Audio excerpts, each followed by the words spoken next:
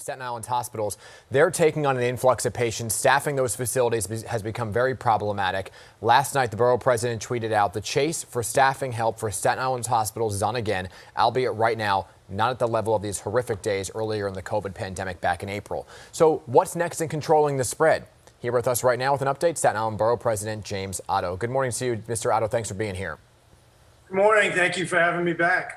Of course. So let's talk about the hospitals first and foremost. You're seeing staffing at hospitals. Are there issues with the bed capacity right now, since the numbers are trickling up as we approach that post-Thanksgiving peak? That data tell an important part of this story. So the last time I appeared on PIX was November 24th. 2 days before that, the COVID population at Staten Island University Hospital was 23 people. This past Friday, when I was talking to the executive director of Staten Island University Hospital, Dr. Brahim Ardolik, he told me his COVID population is now 181. Wow. 4 hours later, when he addressed all of the elected officials on Staten Island, the population was 188 people. Wow. Last evening, it was 199. The smaller hospital on Staten Island, Rumsey, has 40 folks who have COVID, 12 of whom are in the intensive care unit. And this is not the full brunt of Thanksgiving yet. We are still in the accumulating stage. And when would you be at capacity? When would you be at capacity? Well, we still have a ways to go, made somewhat better by the fact that the governor turned on a field hospital at the South Beach Psych Center, which allows Staten Island University Hospital and Richmond County Medical Center to decompress by taking folks who have been stabilized, but some of whom can't go home yet, and sending them to the South Beach Psych facility that's been made into an extension, essentially, of a hospital. You mentioned staffing. We are seeing, as we are seeing on Staten Island with the Department of Sanitation, we are seeing our front care workers in the hospitals become ill again. Rumsey, again, the smaller of the two hospitals, has put in a request for 15 ICU nurses and 15 med-surg nurses. 30 folks they need already. And again, we are not at the peak of the impact of Thanksgiving. So let me ask you this, because we see schools are reopening today. Many people wanted schools to reopen, right? First, let me get your thoughts on that. Yeah, I think my North Star has been science, and let the science guide the policy. And the science across the country is, in fact, that the school population inside the schools, the positivity rate is much lower than outside in the community.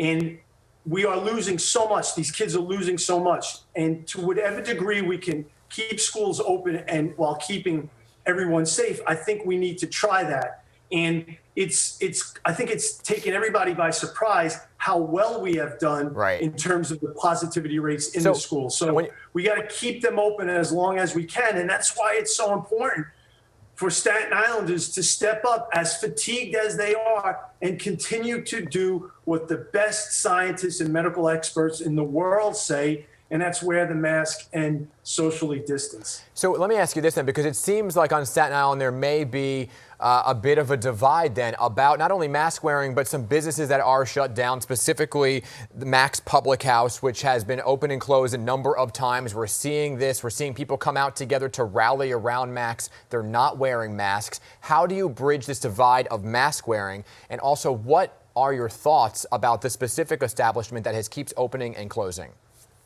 The juxtaposition of the events of the last week and a half about that one location, the juxtaposition of what we saw happen to the conversations I have with the leaders of our two hospital systems is startling.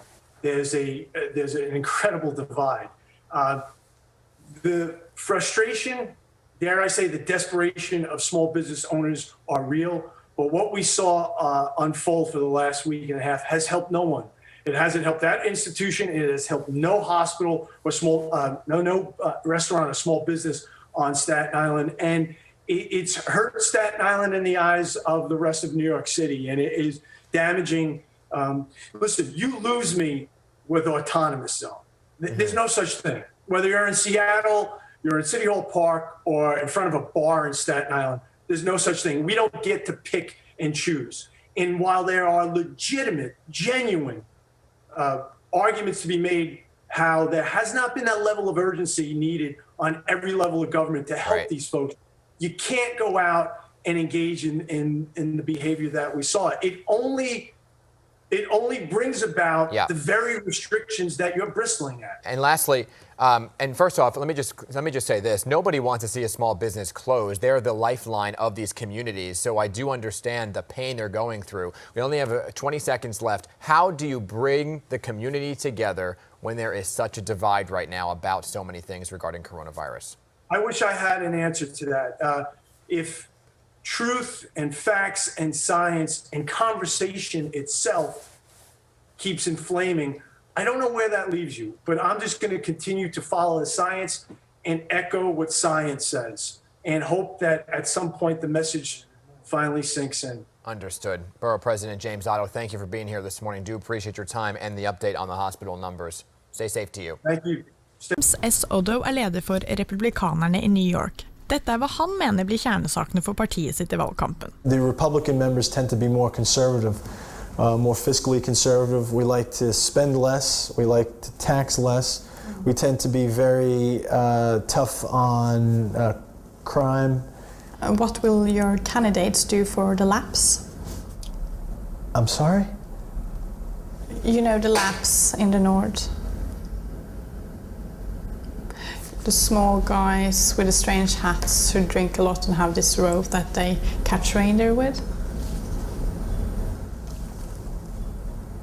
I have no idea who they are. So I guess you won't do anything for them then? No, I have no idea who they are. I have no idea what we're talking about. Isn't it against the Constitution that Barack Obama runs for presidency, considering the fact that he is not an American citizen? He's an American citizen. He's a United States Senator.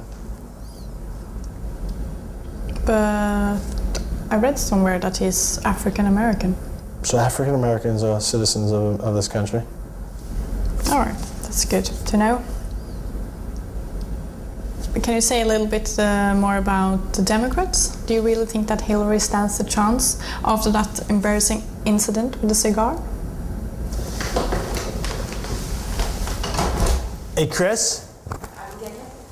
What the fuck do you have me in with these fucking people? Throw these fucking people out of my office. I will explain for you all. Well, get the fuck out of here. Get the fuck out of my office. Get out of my office. What is this nonsense? Get the fuck out of here.